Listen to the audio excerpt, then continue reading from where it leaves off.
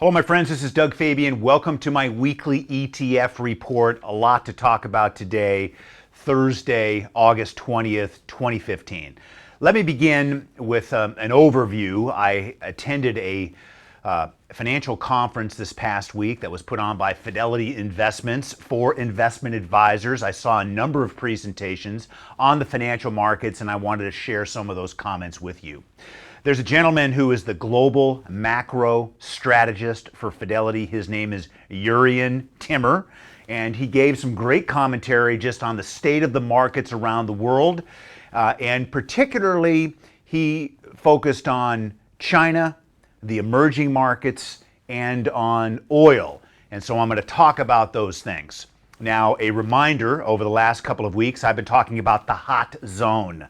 This is that period of time, August, September, October, seasonally just not good months for the stock market. And as I record this broadcast today, stocks are down more than 1%. We've given up all of the gains for the year in U.S. stocks through today, and we are still a ways from the all clear period in late October when we can expect that stocks will be more stable.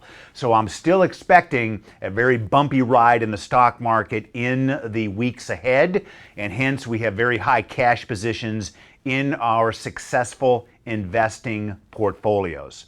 Now let me bring you to a couple of exhibits I put together today.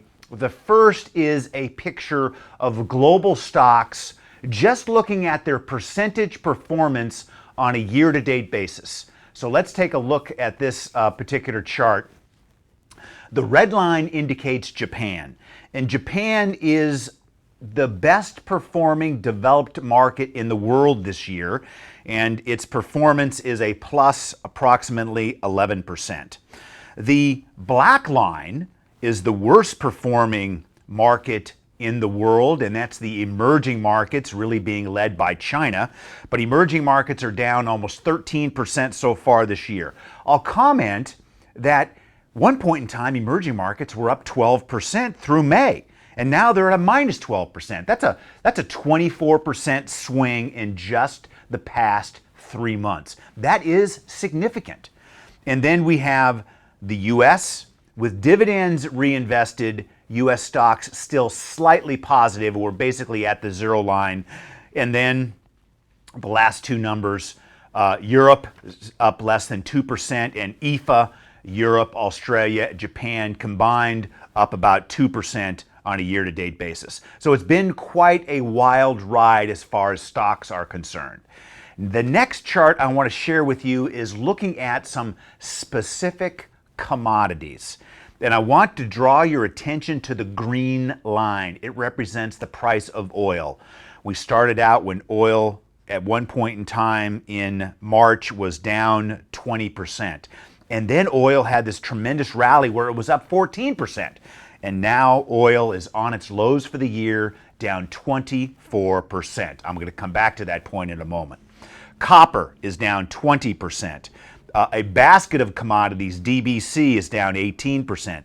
Agricultural commodities are down 14%. And you'll notice the blue line is starting to turn up. That is the price of gold. Gold is up more than 2% today, but gold's still down 4% on a year-to-date basis. So what's commodities telling us about the global economy? That's really the conclusion I want to bring you to. And the global economy is slowing down. Mr. Timmer mentioned that he thinks that China is only growing at 2%, where the official growth rate on China is at 7%. So oil prices are down sharply. Many countries around the world that are producing commodities from the emerging markets, they're down sharply. We're just in this very volatile period of time where we should have higher cash positions in our portfolio and start building a list of the exchange-traded funds that we want to purchase. Now, I gave much greater detail on all of these subjects today in my radio broadcast, ETF Success with Doug Fabian. That's available at ETFU, the University for ETF Investors, etfu.com. So I hope you'll turn into the podcast. Remember, markets are volatile right now, but volatility presents opportunity. That's the way I'm looking at this. We have high cash positions. in our successful investing programs. And remember, you can send me an email. It's askdoug@dougfabian.com. I hope these comments help you in your investing endeavors, and I look forward to talking to you again next week.